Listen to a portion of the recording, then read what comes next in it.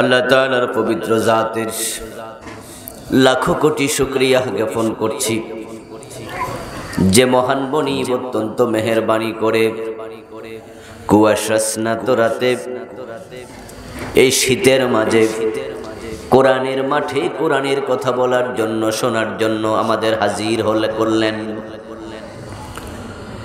শুকরিয়া তার, করোনার এই বিপর্যস্ততার মাঝেও যিনি আমাদেরকে সুস্থ রেখেছেন, নিরাপত্তা দিলেন, কোরআনের কথা বলার মতো শোনার মতো মন মানসিকতা দিলেন। এই সব নেয়ামতের মালিক কে? এজন্য আমরা আলোচনার শুরুতেই মন প্রাণ উজাড় করে অন্তরের সবটুকুন শ্রদ্ধা এবং ভালোবাসা দিয়ে আমাদের মনিব আল্লাহ তাআলাকে শুকরিয়া জানাই, কৃতজ্ঞতা জানাই। লাইন শাকারতুম লাযীদান্নাকুম, তার ওয়াদা হলো যে শুকরিয়া করবে তিনি নেয়ামত আরো বাড়াইয়া দেবেন। সুবহানাল্লাহ। কোরআনের কথা বলতে পারা, কোরআনের কথা শুনতে পারা, এটা আল্লাহর নেয়ামত ছাড়া সম্ভব না। বিশ্বনবী কোরআন তেলাওয়াত করতেন, কানে আঙ্গুল দিয়ে রাসূলের সামনে দিয়ে চলে যেত, যেন কানে কোরআনের আওয়াজটা না পৌঁছে। এমন কিছু কাফেরও ছিল, কোরআন তারা শুনতো না। দারুন নাদওয়ার মিটিং এ সিদ্ধান্ত নিয়েছে, লা তাসমাউ লিহাদাল কোরআন, এই কোরআন তো আমরা শুনবো না, তোমরা যারা আছো তারাও শুনতে পারবা না। মিটিং করছে, সিদ্ধান্ত নিছে কোরআন শোনা যাবে না। ওয়ালগাউ ফীহি লাআল্লাকুম তাগলিবুন, এবং কোরআন যেখানে আলোচিত হয়, তেলাওয়াত হয়, আলোচনা করা হয়, সেখানে জিয়া 144 জারি করো, ডিস্টার্ব করো, গন্ডগোল লাগাও, শোনা যাবে না, অন্য কেউ শুনতে দেয়া হবে না। কানে আঙ্গুল দিয়ে চলে যেত, আওয়াজ যেন কানে না যায়। আবার কিছু কিছু কাফের ছিল যারা বিশ্বনবীর কোরআন তেলাওয়াত শোনার জন্য রাতের গভীরে তার ঘরের পিছনে এসে দাঁড়ায়া থাকতো। দেখেন দুই রকম মানুষ। বিশ্বনবী কালেমা দিতে চায়, আবু তালেব নেয় না। বেলালের গলায় রশি লাগায়া টানে, বেলাল কালেমা ছাড়ে না। দুই রকম মানুষ। তৌফিক লাগবে। এই যে কোরআনের মাঠে এসে বসে আছেন, এটা আপনার কৃতিত্ব নয়, আপনাকে তৌফিক দিয়েছেন কে? এই গ্রামে বাড়ি, অথচ মাহফিলে আসে নাই, এমন আছেন? এই গ্রামে বাড়ি, এই গ্রামে। আবার সাইকেল চালায় এসে গেছে, পায়ে হেঁটে আসছে 3 মাইল 5 মাইল দূর থেকে, এমনও 2-4 জন আছেন না নাই? তৌফিক লাগবে, তৌফিক, তৌফিক। রাসূলুল্লাহ বলেছেন, মানুষের অন্তর আল্লাহর 2 আঙ্গুলের মাঝখানে। আল্লাহ যেদিকে চায় ঘুরাইয়া দেয়। কোরআনের মাহফিল আসে না, হতভাগ্য, হতভাগ্য। আর আপনারা যারা আসতে পারছেন, আপনি সৌভাগ্যবান। যদি শুকরিয়া করেন, মরা পর্যন্ত কোরআনের পথে থাকার তৌফিক বাড়ায়া দেবেন কে? লাইন শাকারতুম লাযীদান্নাকুম। তাহাজ্জুদ পড়তে পেরেছেন, আল্লাহকে শুকরিয়া করেন। 2-4 টাকা আল্লাহর রাস্তায় দান করতে পারছেন, আলহামদুলিল্লাহ বলে কৃতজ্ঞতা জানান। দ্বীনের পথে চলতে পারেন, কৃতজ্ঞতা জ্ঞাপন করুন। মনে মনে যেন এই ভাবনা আসে, আমি ইসলামের পথে চলি, আল্লাহ বেহেশত আমারে না দিয়া দেয় কারে?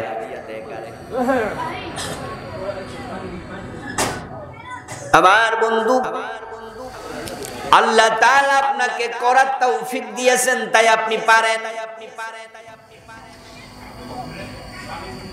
আবু জেহেলের নাম কিন্তু আবু জেহেল ছিল না, তার নাম ছিল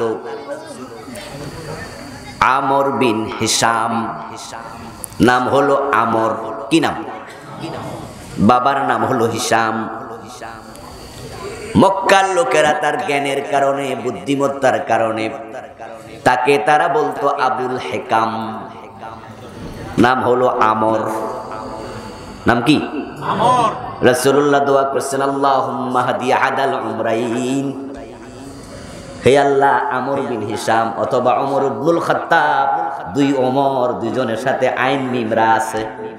একজন আইন মিম রায়ের পরে ওয়াও, তাহির নাম আমর। ওয়াও থাকলে কি কয়? আমর। আর আইন মিম রা যদি হয় তাহলে হয় ওমর। আল্লাহর হাবিব বলে, আল্লাহ আইন মিম রা ওয়ালা দুইটার একটার হেদায়েত দাও। একজন আমর বিন হিশাম আর একজন ওমর ইবনুল খাত্তাব। মক্কার লোকেরা আমর বিন হিশামের বুদ্ধিমত্তার কারণে তাকে বলতো আবুল হেকাম। হেকাম শব্দটি হিকমত শব্দের বহুবচন। হিকমত অর্থ কি? জ্ঞান, বিজ্ঞান, প্রজ্ঞা, বুদ্ধিমত্তা, কৌশল। এখানে আবু শব্দের অর্থ বাপ নয়। আবুল শব্দটা বিভিন্ন অর্থে আসে। এখানে আবুন মানে সাহেব, আবুদ্দার আই মালিক উদ্দার, সাহেবুদ্দার গড়ের মালিক। আবুল হেকাম মানে সাহেবুল হিকমা, পণ্ডিত, জ্ঞানী। তাহলে আবু জেহেল পাগলা ছিল না, মূর্খ ছিল না। এলাকার লোকেরা তাকে পণ্ডিত বলতো, হিকমত ওয়ালা ছিল। কিন্তু বুদ্ধিমান, বিচক্ষণ, কোরআনের ইলম নেবে, ঈমান নেবে, ওই তৌফিক তার হয় নাই, সেই উল্টা হইছে, তাই আবু জেহেল হয়ে গেছে। আল্লাহ তৌফিক দেয় নাই, অথচ তার বাড়িটাই তো ছিল মক্কা। রাসূলুল্লাহ জন্মের পর থেকে কুলে ফিটে করে মানুষ করেছে স্বাস্থ্য ভাই, খালাতো ভাই, রাসূলের বাবার স্বাস্থ্য ভাই, খালাতো ভাই, আপনজন, একই বংশের লোক, কাছাকাছি লোক। ঈমান পাইল না ঘরের চাচা আবু তালেব। আবার ইথিওপিয়ার বেলাল, পারস্যের সালমান ফার্সি, ওই গেফার গোত্রের আবু জর গিফারি, তারা দূর থেকে এসে ঈমান পেয়ে গেল, গলায় রশি লাগাইলো, সারে না। তাদেরকে ঈমান আনার তৌফিক দিয়েছেন কে?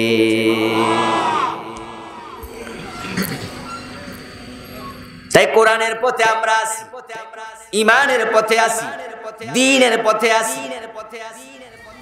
আল্লাহ কারোরে কণ্ঠ সুন্দর দিলে ওই সুন্দর কণ্ঠ দিয়া কোরআনের তেলাওয়াত করে, মানুষকে দ্বীনের দাওয়াত দেয়। আবার কেউ সুন্দর কণ্ঠ পাইয়া ব্যান্ড পার্টির গায়ক হয়, বড় বড় সিনেমার নায়ক হয়, সিনেমার গায়ক হয়, যে যেভাবে লাগা। তা আমরা এসেছি কোরআনের সাথে আছি। আলোচনা শুরুতে আমরা আল্লাহ তাআলাকে একটাবার ধন্যবাদ দিতে চাই, কৃতজ্ঞতা জানাতে চাই। সবাই মিলে জোরে জোরে একবার কালিমাতু শুকর পড়ুন, আলহামদুলিল্লাহ। সম্মানীয় দ্বীনী ভাইয়েরা, আমি আপনাদের সম্মুখে পবিত্র কোরআন মাজিদ থেকে সূরাতুল বাকারার প্রথম 3টি আয়াত কারিমা তিলাওয়াত করেছি। বিশ্বনবীর পবিত্র মুখনিসৃত একখানা হাদিসের আংশিক পাঠ করেছি। আল্লাহ তাআলা তৌফিক দান করলে এখান থেকে কিছু কথা বলবো। ওয়া মা তৌফিকি ইল্লা বিল্লাহ। আল্লাহ তাআলা বলেন আলিফ লাম মিম। আলিফ লাম মিম এর অর্থ একমাত্র কে জানেন? আল্লাহু আ'লামু বিমুরাদিহি বিহ, তিনি ভালো জানেন। এর অর্থ কি আমরা গবেষণা করতে চাই না। এগুলো হরুফে মুকাত্তাআত, বিচ্ছিন্ন হরফ, মিন আয়াতিল মুতাশাবিহাত, আয়াতে মুতাশাবিহাতের অন্তর্ভুক্ত। তাই পৃথিবীর প্রায় মুফাসসির বলছেন এগুলোর অর্থ আমরা জানি না, তা আমরাও জানতে চাই না। হাযা সিররুম বাইনাল্লাহি ওয়া বাইনা রাসূলিহি, আল্লাহ এবং রাসূলের মাঝে গোপন রহস্য আমরা সেখানে নাক গলাতে চাই না। যালিকাল কিতাব, এটা এমন এক কিতাব, লা রাইবা ফি, এর মাঝে কোনো সন্দেহ নাই, কোন রকমের সন্দেহের সম্ভাবনাও নাই। হুদাল লিল মুত্তাকিন, এটা মুত্তাকিদের জন্য হেদায়েতকারী, বলেন সুবহানাল্লাহ। রাসূল সাল্লাল্লাহু আলাইহি ওয়াসাল্লামের উপর আল্লাহ তাআলা কোরআন নাযিল করেছেন। যে মানুষগুলো মুত্তাকি হতে চায়, এই কোরআন তাদেরকে হেদায়েতের পথ দেখায়া দেয়। আপনারা আমার সামনে পিছে ডানে বামে যারা আছেন, সকলকে মুত্তাকি হওয়া লাগবে, আমাদের সকলকেই। কারণ যারা জান্নাত পেতে চায় তাদেরকে মুত্তাকি হওয়া লাগে। আল্লাহ বলছেন, তিলকাল জান্নাতুল্লাতী নুরিসু মিন ইবাদিনা মান কানা তাকিয়া, যে জান্নাত তোমরা পেতে চাও আমি আমার মুত্তাকি বান্দাদের জন্য সে জান্নাত বানায়া রাখছি। আমি জান্নাতের ওয়ারিস বানাবো মুত্তাকিদেরকে। মান কানা তাকিয়া, জান্নাতে যাওয়ার শখ থাকলে চলবে না, নিজেকে জান্নাতের উপযুক্ত করে তৈরি করাও লাগবে। আল্লাহর জান্নাতের মতো দামি কোনো নেয়ামত নাই। এখন এই দামি জান্নাত পেতে হলে আপনার এমএ পাস দরকার নাই, বিএ পাস দরকার নাই, কামেল পাস দাওরা পাস হলে জান্নাত মিলবে তা নয়। একটা কাজ আপনাকে করতে হবে, সেটা হলো আপনাকে মুত্তাকি হওয়ার চেষ্টা করতে হবে। এখন যারা মুত্তাকি হতে চায়, কিভাবে মুত্তাকি হওয়া যায়, কিভাবে? পীর সাহেব হুজুরের কাছে মুরিদ হলে মুত্তাকি হওয়া যায়, মাদ্রাসায় ভর্তি হলে মুত্তাকি হওয়া যায়। মুত্তাকি হওয়ার জন্য আপনাকে কোরআনের কাছে আসতে হবে। কোন পীর কোন মুরিদকে জান্নাতে নেয়ার ক্ষমতা পীরের নাই। পীরের জান্নাতটাও কার হাতে? তাই পীর আপনাকে জান্নাতে যাওয়ার জন্য কিছু কাজ করতে বলবে, কিছু কাজ ছাড়তে বলবে। কিছু কাজ করো, কিছু কাজ ছাড়ো। এখন পীর সাহেব কি করতে বলবেন, কি ছাড়তে বলবেন, তার কথা দলিল নয়। তিনি যদি কোরআনের বাহিরে কোনো কাজ করতে বলেন, মুরিদের জন্য সেটা করা জায়েজ নাই। লা তাআতা লিমাখলুকিন ফি মাসিয়াতিল খালিক। রাসূল সাল্লাল্লাহু আলাইহি ওয়াসাল্লাম বলেন, আল্লাহকে নারাজ করে কোন মাখলুকের কোন আদেশ মানা যাবে না। তাই ফির আপনাকে জান্নাতের পথ দেখাতে পারবে না। মুত্তাকি হতে চান, জান্নাতি হতে চান, আপনাকে কোরআনের কাছে আসতে হবে। কোরআন আপনাকে জান্নাতের পথ দেখাবে। পীর সাহেব কেমনে দেখাবে? মাহফিলে আসছেন, বক্তার ওয়াজ শুনবেন, বক্তা আপনাকে জান্নাতের পথ দেখাবে। আপনি যদি এটা মনে করেন তাহলে আপনি ভুলের মাঝে আছেন। বক্তা জান্নাতের পথ কেমনে দেখাবে? বক্তা তো নিজে দূরে গেলে দিকটাই চিনে না। ঢাকার বক্তা চট্টগ্রাম গেলে পূর্ব পশ্চিমে চিনে না। সিটাঙের বক্তা রাজশাহী ওয়াজ করতে গেলে কোনটা পশ্চিম দিক নিজেই জানে না। এরকম পেশ আপনাদের লাগে না? পীর সাহেব হুজুরের লাগে না? তো পূর্বী পশ্চিম যে চিনে না, সে জান্নাতের পথ কেমনে দেখাবে? এজন্য বক্তার ওয়াজ যতক্ষণ কোরআনের সাথে মিলবে ততক্ষণ নেওয়া যাবে। যখন বক্তার কথা কোরআন হাদিসের সাথে মিলবে না, বক্তার কথার এক আনা দামও থাকবে না। তাই তো বিশ্ব নবী বলছেন, মান ক্বালা বিহি সাদাকা, যে কোরআন দিয়ে কথা বলবে, কোরআন নিয়ে কথা বলবে, শুধু তার কথাই সত্য, কোরআনের সাথে মিলবে না, তার কথা সত্য হতে পারে না। এই জন্য বন্ধু, কোরআনের কাছে আসবে বক্তা, কোরআন থেকে বলবে, কোরআনের কাছে আসবে পীর সাহেব, কোরআন থেকে বলবে, কোরআনের কাছে আসবে ওস্তাদ, কোরআন থেকে বলবে।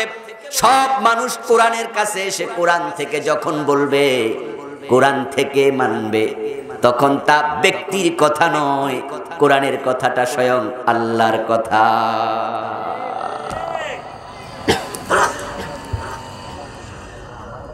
আমি যদি এখন আপনাদের সম্মুখে কোরআন থেকে তেলাওয়াত করি,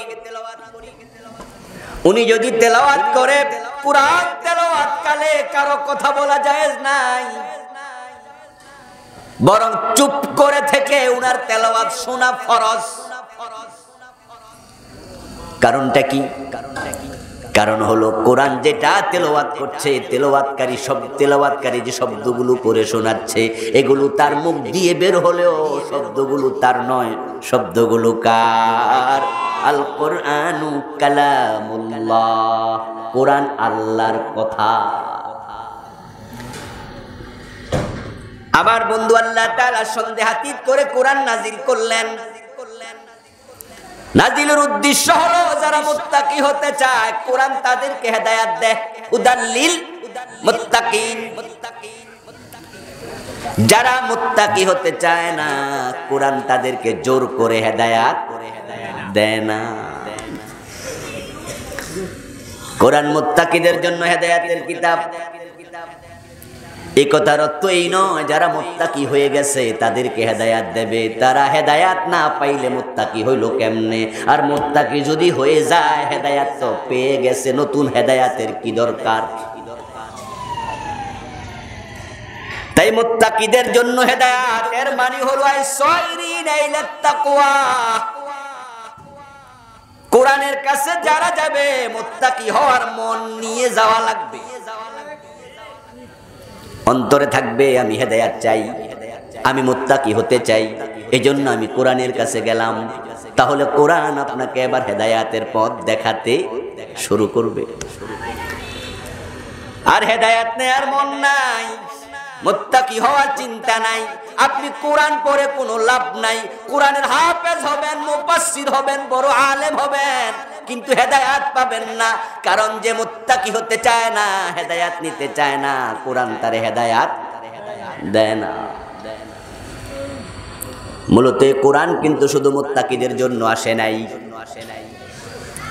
আল্লাহ তাআলা সূরা আল বাকারার অন্য আয়াতে বলছেন, শাহরু রমাদানাল্লাযী উনজিলা ফীহিল কুরআন হুদাল লিন-নাস।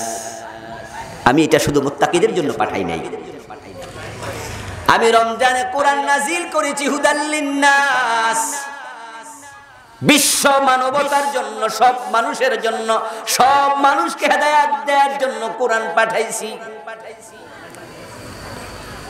আর এতে বলো হুদাল লিল মুত্তাকিন, আমি মুত্তাকিদের জন্য পাঠাইছি। আল্লাহর কথা তো দুই রকম হয়ে গেল। কোরআন আসছে সব মানুষের জন্য। এবার জবাব দিন তো, হিন্দু কি মানুষ না? ওরা কি হেদায়েত পাইছে? কথা বলতে হবে, হেদায়েত পাইছে। আপনি বলবেন ওরা তো কোরআন পড়ে না, আমি বলবো এই কথাও ঠিক না। হিন্দুদের মাঝে গিরিশচন্দ্র সেনের নামটাও আছে না নাই? সে কি কোরআন পড়ে নাই? গিরিশচন্দ্র সেন একা নয়, এরকম কত হিন্দু পণ্ডিত, খ্রিস্টান পণ্ডিত আছে, কোরআনের পুরা তাফসীর লিখছে। কোরআনের তাফসীর লিখেছে ইংরেজি ভাষায় খ্রিস্টান। গিরিশচন্দ্র সেন শুধু অনুবাদ নয়, তিনি কোরআনের সংক্ষিপ্ত ব্যাখ্যাও লিখেছেন। গিরিশচন্দ্র সেন কোরআনের আলেম, কোরআন সম্পর্কে অনেক জানে, কিন্তু হেদায়াত পায় নাই। কারণ হেদায়াত নেয়ার চিন্তা মাথায় নিয়ে কোরআন পড়ে নাই। এখন আমাদের দেশে যারা আমরা কোরআন পড়ি, সবাই কি হেদায়াত নেয়ার জন্য পড়ি? তো হেদায়েত নেয়ার জন্য পড়লে তো আপনি বুঝতে চাইতেন যে আল্লাহ কি কইছে। আমার বন্ধু, এই দেশের হাজার হাজার কোরআনের পাঠক আছে যারা কোরআনে আল্লাহ কি বলেছে জানার চিন্তাটাও নাই। হেদায়েত তো আরো পরের কথা।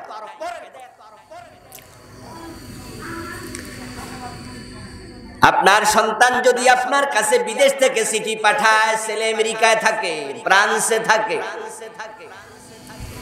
আপনার সন্তান আমেরিকা থেকে ফ্রান্স থেকে আপনার কাছে ইংরেজিতে একটা চিঠি পাঠাইছে, ওই চিঠিটা হাতে নিয়ে আপনি বানান কইরা কইরা বারবার পড়বেন, বুঝি আর না বুঝি প্রথম থেকে শেষ পর্যন্ত, সকালে একবার বিকালে একবার, সকালে একবার বিকালে একবার, এরকম চিঠি পড়বেন কেউ? কথা বলতে হবে। পড়বেন পড়বেন বানান কইরা কইরা এ বি সি এরকম কইরা কইরা পড়বেন? ইংরেজি চিঠি আপনি যখন দেখবেন ইংরেজি, তখন আপনি বলবেন আমি তো এটা বুঝি না, আমিও 7 পাস, দেখে দেখে পড়তে পারি, কিন্তু কি লেখছে ছেলে আমি তো বুঝি না। তো কইরা লাভ কি যদি না বুঝি? তাই যে বোঝে আমি তার কাছে দৌড়াইয়া যাব চিঠিটা নিয়ে, ঠিক না? ওই যে পাশের স্কুলের হেডমাস্টার স্যার, উনি আমার পাশের গ্রামের লোক, চল ওখানে যাও। ওনার কাছে গিয়ে আপনি বলবেন যে স্যার ইংরেজি চিঠি লেখছে আমার ছেলে। হেডমাস্টার সাহেব যদি আপনার সাথে একটু তাল মিলিয়া পড়ে, 2-4 অক্ষর আপনিও বানান করে তারে দেন, হেডমাস্টার পইরা কয় আমিও তো বুঝি না। আপনি তখন একটা তাকে বেংসি কাইটা আস্তে করে বলবেন আলু পড়ছো, লেখাপড়া কি করছো? হেডমাস্টার পারে না, তাই বলে বাড়িতে আনবেন নাকি আরো বড় শিক্ষিত খুঁজবেন? তাহলে গাজীপুর কলেজে প্রিন্সিপালের কাছে যাই, ইংরেজি লেকচারারের কাছে যাই, কি লেখছে আমার ছেলে আমার জানতে হবে। আমার বন্ধু, সেই চিঠি নিয়ে আপনি বিভিন্ন শিক্ষক খুঁজবেন অর্থ বুঝার জন্য।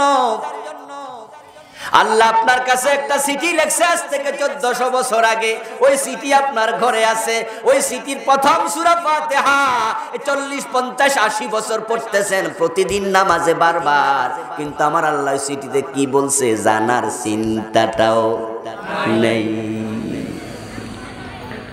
কিসের হেদায়েত নেবেন? এজন্য তো মানুষগুলো আজকে হেদায়েত বঞ্চিত। তারা হেদায়েতের জন্য কোরআনের কাছে যায় না। তারা মানুষ মরলে কোরআন পড়ে, সকাল বিকাল তেলাওয়াতের জন্য কোরআন পড়ে, তারা শুধু শুধু তেলাওয়াতের জন্য পড়ে, আল্লাহ কি বলছে জানতে চায় না, আবার যেটা জানে সেটা মানতেও চায় না। তাই তারা হেদায়েত বঞ্চিত। এ কোরআন শুধু মুসলিম বিশ্ব মানবতার জন্য, শুধু মুসলমানের জন্য নয়, আপনার আমার জন্য নয়, সবার জন্য। গিরিশচন্দ্র সেন পড়েছে, হেদায়েত নেয়ার মানসিকতা নাই, হেদায়েত পায় নাই। দোষটা কোরআনের না গিরিশচন্দ্র সেনের চিন্তার দোষ?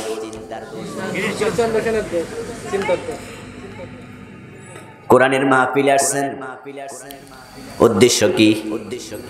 হুজুরের কণ্ঠ কেমন, চেহারা কেমন, কিছুক্ষণ শুনবো, কণ্ঠ চেহারা ভালো নয় উঠে চলে যাব। হুজুরের সাথে টুপির মিল আছে কিনা, পাঞ্জাবির মিল আছে কিনা, এগুলো যদি মিলে তাহলে বসে যাব, যদি না মিলে উঠে চলে যাব। হুজুরের কথা ভালো লাগে না, নিজের মন মতো হয় না, চলে যাবেন। বহিয়াছো পাউনি করস, হাইরে ফলের ঝুড়ি, লক্ষ বছর ঝরনায় ডুবে রস পায় না কোনড়ি। নজরুল বলেন ও ফলের ঝুড়ি, কত ফল তুই বহন করলি, তোর মাঝে রেখে কত আপেল বিক্রি হলো, কত আঙ্গুর কত কমলা বিক্রি হলো, বিক্রি শেষ তোর মাঝে এক ফোঁটা রস। নুড়ি পাথর পানিতে চুবাইয়া রাখেন গ্লাসের মাঝে 3 দিন 5 দিন, তারপরে পাথরটা তুলে যদি আপনি হাতুড়ি দিয়ে ফাটাইয়া দেন, কয় ফোঁটা পানি আছে? পানিতে ছিল পাথর, পানি পায় নাই। ফল ঝুড়িতে ছিল, ঝুড়ি রস পায় নাই। যারা কোরআন পড়ে হেদায়েত দিতে চায় না, মাহফিলে এসেও কোনো লাভ নাই। দোষটা কোরআনের নয়, দোষটা আপনার চিন্তার। হেদায়েতে আছে। ওমরের মতো একজন মানুষ দুর্দর্শ রাসূলুল্লাহর মাথা কাটতে গেছে, ঠিক না? কথা বলেন না কেন, ঠিক কি না? রওনা দিছে রাসূলের কল্লা কাটবে। প্রতিমধ্যে কেউ একজন বলছে, কই যাও ওমর, তলোয়ার খুলে দৌড়াও কোন দিকে? আব্দুল্লাহর ছেলে মুহাম্মাদের কল্লাটা নিতে যাই। সে আমাদের লাত মানাত উজ্জার বিরুদ্ধে কথা বলে, লাতের বিরুদ্ধে কথা বলে, উজ্জার বিরুদ্ধে কথা বলে, মাথা কাটতে যায়। মূর্তির বিরুদ্ধে কেন কথা বলে? মূর্তির বিরুদ্ধে কথা বললে যারা খেপে যায় তারা মুমিন না মুশরিক? কথা বলতে হবে। মূর্তির বিরুদ্ধে কথা বললে যাদের কলিজায় ব্যথা লাগে তারা মুমিন না মুশরিক? আলেম ওলামারা ভাস্কর্যের বিরুদ্ধে, মূর্তির বিরুদ্ধে কথা বলছে, তোমাদের যাদের কলিজায় লাগে বুঝতে হবে শিরক অন্তরে ঢুকে গেছে। আমরা কোন নেতার বিরুদ্ধে বলি না, কোন দলের বিরুদ্ধে বলি না, আমরা আদর্শিক কথা বলি, আদর্শিক কথা বলি। মুসলমানের দেশ, এটাকে ভাস্কর্যের নামে মূর্তির দেশ বানানো যাবে না। ঢাকা মসজিদের শহর, মূর্তির শহর বানানো যাবে না। আমরা যদি শেখ মুজিব নয়, জিয়াউর রহমান নয়, কেউ আমার বাবার মূর্তি বানায়, বাবার মূর্তিটাও মানব না।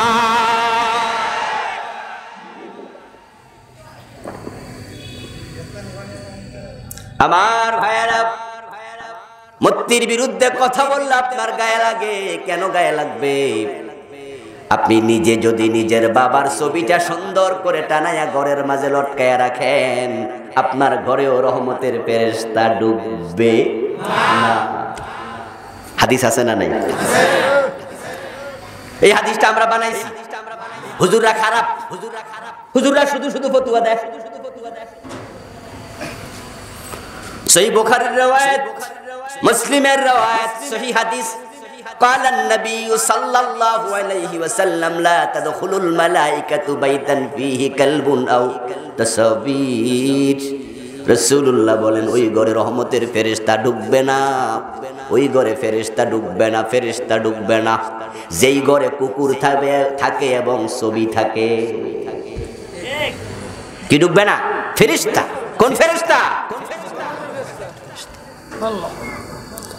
রহমতের ফেরেশতা না ঢুকলে ওই ঘরে যদি তোমার মৃত্যু হয়, যে ঘরে রহমতের ফেরেশতা ঢোকে না, তাহলে তোমার মৃত্যুটা নিশ্চয় গজবের ফেরেশতা কবজ করবে তোমার জান। রহমতের ফেরেশতা ঘরের দরজায় এসে দেখবে ঘরের ছবি, ঢুকবে না। নেতার ছবি হোক আর তোমার বাপের ছবি হোক, ঠিক না বেটে? কি মহাব্বত রে, নেতার ছবিটা না, ফেরেশতা তো আসবে না। মসজিদে ওয়াজ শুনছে, ঘরে ছবি থাকলে ফেরেশতা ঢোকে না। এখন বুড়া বেড়া, লক্ষণ বেশি ভালো না, শরীরটা কয়েকদিন খুব খারাপ খারাপ লাগছে, মনে করছে কবে মইরা যায়, কোয়া তো যায় না। ছেলেদেরকে অর্ডার করছে, বাজারে যা, রবীন্দ্রনাথ, নজরুল, শেখ মুজিব, জিয়াউর রহমান, এরশাদ, যত মুরব্বীদের ছবি আছে সবার ছবি আন কিনা। আব্বা কেন? অর্ডার করছে, আগে শোন শুধু। ছেলেরা বাজারে যায়, এত বড় বড় বড় বড় ছবি আই না, ঘরে আবার শুধু লাগা। ছেলেরা কয়, আব্বা আপনি বুড়া বয়সে শুরু করলেন কি? কয় শোন, হুজুর গত সপ্তাহ ওয়াজ করছে ছবি থাকলে ফেরেশতা আসে না, শরীরটা বেশি ভালো না, আমি মরতে চাই না। আজরাইল তো ফেরেশতাই নাকি? তা শরীর যতই খারাপ হোক ফেরেশতা ঢুকতে পারবো না। মসজিদের ইমাম সাহেব হুজুর শরীর খারাপ শুনে আইছে মুরব্বিরে দেখতে, আইসা ঘরে ঢুকে দেখে ছবি আর ছবি। মুরব্বিরে কয়, কি হইছে আপনার? কয়, কেন আপনি তো ওয়াজ করছেন, ফেরেশতা কথা কয় না, ফেরেশতা এজন্য বেশি করে ছবি লাগাইছি। হুজুর কয়, আমার ওয়াজের দুইটা অংশ ছিল, একটা ছিল ফিহি কালবুন, যদি কুত্তা থাকে, ওয়া তাসাবির, যদি ছবি থাকে। তাহলে আপনি যে ছবি লাগাইলেন, কুত্তা কি মরে না? বুড়া কুত্তা মরে না? বুড়া মিয়া কয়, হ্যাঁ মরে তো। তাইলে ফেরেশতা না আইলে কুত্তাটা মরে কেমনে? তাহলে কুত্তার কাছেও তো মৃত্যুর ফেরেশতা আসে। যদি আপনি ছবি ঘরে লাগায় রাখেন মরবেন না তা নয়, রহমতের ফেরেশতা জান কবজ করতে আইসা যদি দেখে ঢোকার পরিবেশ নাই, আল্লাহ কবু কুত্তারে যে ফেরেশতা জান কবজ করে হেডা বাড়াই করে কুত্তার ফেরেশতা তুই যা থাকতে পারবা না। ইদা জা আজালুহুম লা ইস্তাখিরুনা সাআতান ওয়া লা ইস্তাকদিমুন, কুল্লু নাফসিন যায়কাতুল মাউত, মরা লাগবই। রহমতের ফেরেশতা বলা তো কুত্তারটাই, থাকতে পারবা না। ঘরের মাঝে যদি এইভাবে মূর্তি বানাইলে, ছবি বানাইলে ঘরে ফেরেশতা না থাকে, রাস্তার মোড়ে মোড়ে যদি বানাতে থাকো, তাহলে পুরা দেশে রহমতের ফেরেশতা আসবে না। দেশ থেকে রহমতের ফেরেশতা চলে যাবে, গজব আসবে, গজব গজব। লাত মানাত উজ্জার বিরুদ্ধে কথা বলেছে, ওমর খেপে গেছে, তলোয়ার হাতে নিয়েছে। ঠিক আমরা গতকালকে দেখেছি ভাস্কর্যের বিরুদ্ধে কথা বলাতে একটা জালেম একজন আলেমকে অপমান করেছে মাহফিলে।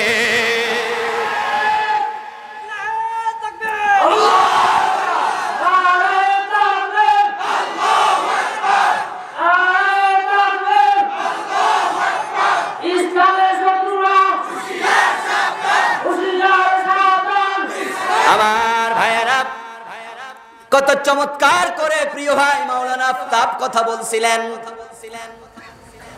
ওর সামনে থেকে মাইক কেড়ে নিয়েছে, তাকে অকথ্য ভাষায় গালিগালাজ করেছে।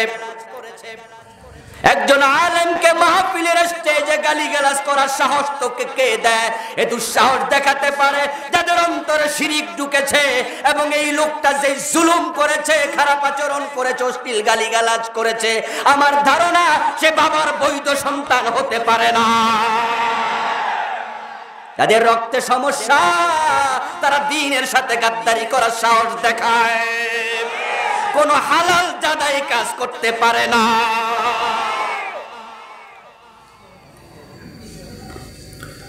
আমার বন্ধু ওমর রাদিয়াল্লাহু তাআলা আনহু তরবারি হাতে নিয়ে দৌড়াচ্ছেন। প্রতিমধ্যে একজন শুনলেন, কোথায় যাও? রাসূলের কল্লা কাটবা? ওর মিয়া মুহাম্মদ ইবনে আব্দুল্লাহর কল্লা কাটার আগে ঘর সামলাও, ঘর সামলাও। হযরত ওমর রাদিয়াল্লাহু তাআলা আনহু বলেন, মানে কি? মানে হলো তোমার বোন ফাতেমা, আমি শুনেছি সেই তো মুসলমান হয়ে গেছে।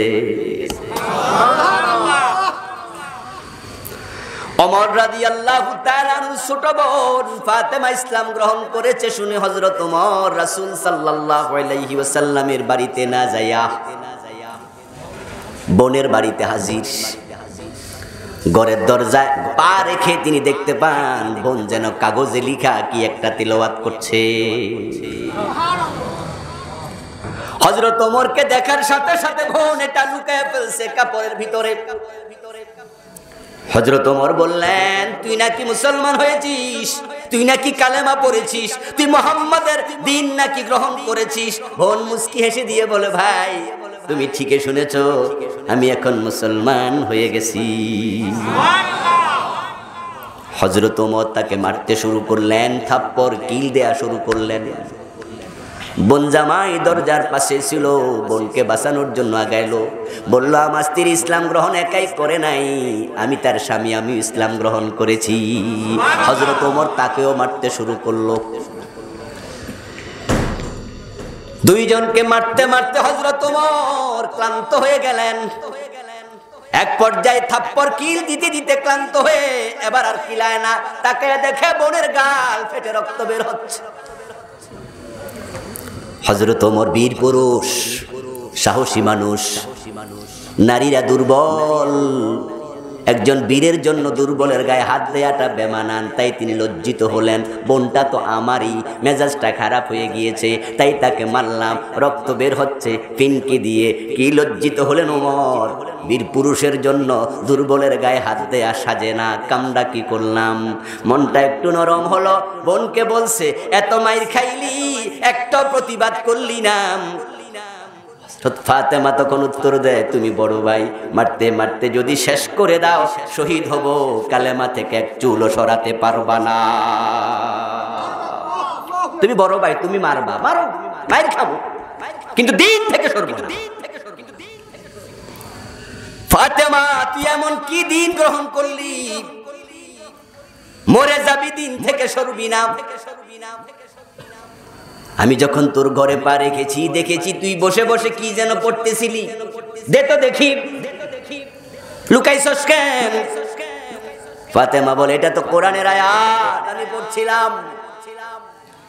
হযরত ওমরের হাতে তুলে দিলেন, ওমর পড়েন সূরা তাহা, লিখা কয়েকটা আয়াত সমৃদ্ধ কাগজ, কয়েকটা আয়াত সমৃদ্ধ কাগজ হযরত ওমর হাতে নিয়ে পড়ছেন, তাহা মা আনজালনা আলাইকাল কুরআনা লিতাশকা। আওয়াজ দিয়ে বলেন সুবহানাল্লাহ। কয়েকটা আয়াত পড়ার পরেই হযরত ওমরের ভিতরে ভাবনা জাগলো, এত সুন্দর আয়াত। হযরত ওমর দেখে দেখে পড়তে জানতেন, কিছু লেখাপড়াও তিনি করেছেন। কত কবির কবিতা পড়েছি, কত লেখকের লেখা পড়েছি, আজকে যা পড়লাম এমন চমৎকার লেখা কোনোদিন পড়ি নাই। হযরত ওমর কোরআন তেলাওয়াত করলেন, বিপ্লব শুরু হয়ে গেল, চিন্তার জগতে পরিবর্তন শুরু হয়ে গেল।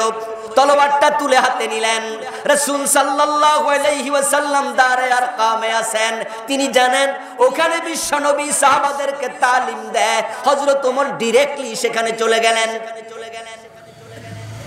বিশ্বনবীর কাছে হাজির হলেন, হাতের তলোয়ার মাটিতে ফেলে দিলেন, রাসূলের পায়ের কাছে, কদমের কাছে তলোয়ারটা রেখে ঘোষণা দিয়ে দিলেন, আশহাদু আল্লা ইলাহা ইল্লাল্লাহু ওয়া আশহাদু আন্না মুহাম্মাদান আবদুহু ওয়া রাসূলুহু। হযরত ওমরের মতো দুর্ধর্ষ ব্যক্তি কোরআনের কাছে গেলে যদি হেদায়েত পায়, আমরা যারা কোরআন প্রেমিক, কোরআনকে ভালোবাসি, দ্বীনকে ভালোবাসি, নবীকে ভালোবাসি, হেদায়েত পাওয়ার মন নিয়ে, মুত্তাকি হওয়ার মানসিকতা নিয়ে কোরআনের কাছে গেলে এই কোরআন আমাদেরকে হেদায়েত দিতে পারে। শক্তি কোরআনের আছে না নাই? আল্লাহ তো এটাকে হেদায়েত দেওয়ার জন্যই পাঠাইছেন, কিন্তু আমরা তো হেদায়েত নেওয়ার জন্য অনেকে যাই না। বঙ্গোপসাগরে পানির অভাব নাই, আপনি মগ নিয়ে যান ভর্তি হবে, জগ নিয়ে যান ভর্তি হবে, ড্রাম নিয়ে যান ভর্তি হবে, যত বড় ড্রাম হোক ভর্তি হওয়ার মতো পানি বঙ্গোপসাগরে আছে না নাই?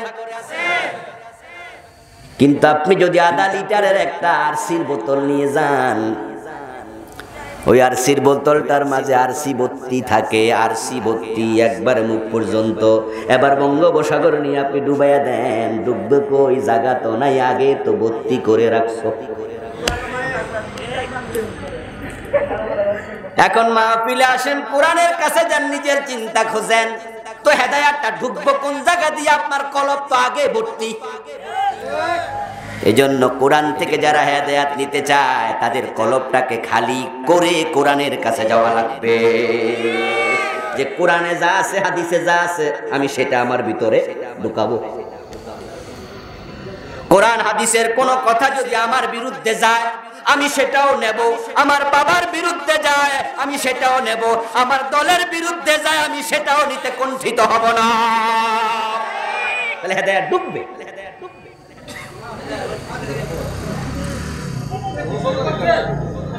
আবার বন্ধু, কোরআনের মাহফিলে যাওয়ার সময় তোমার অন্তরের তালা বন্ধ করে যেও না। বঙ্গোপসাগরে পানির অভাব নাই, কোটি কোটি ব্যারেল পানি আছে, কিন্তু আধা লিটার একটা আরসির বোতল, একটা ফান্টার বোতল, 7 আপের বোতল যদি আপনি নেন, এটার মুখটারে ভালো করে বন্ধ করে 3 দিনও ডুবাইয়া রাখেন, এক ফোঁটা পানিও ঢুকবে না। পানির অভাব নাই কিন্তু ঢোকে নাই, বঙ্গোপসাগরের দোষ না আপনার দোষ?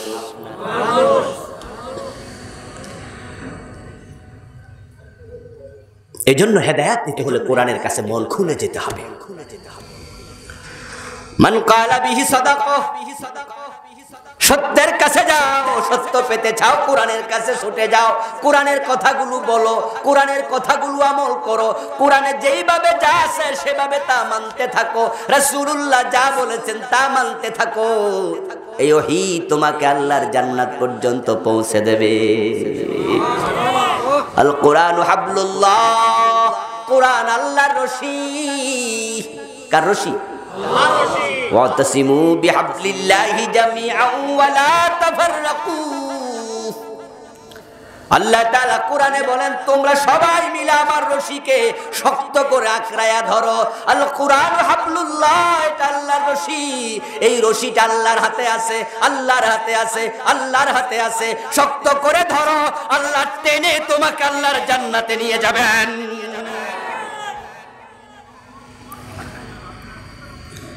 এ কোরআন আল্লাহর ওহীর অংশ, ওহীর অংশ। কোরআনের আগে ওহী ছিল, তাওরাত ওহী, জাবুর ওহী, ইনজিল। হযরত আদম আলাইহিস সালাম যখন জান্নাত থেকে দুনিয়া আসলেন,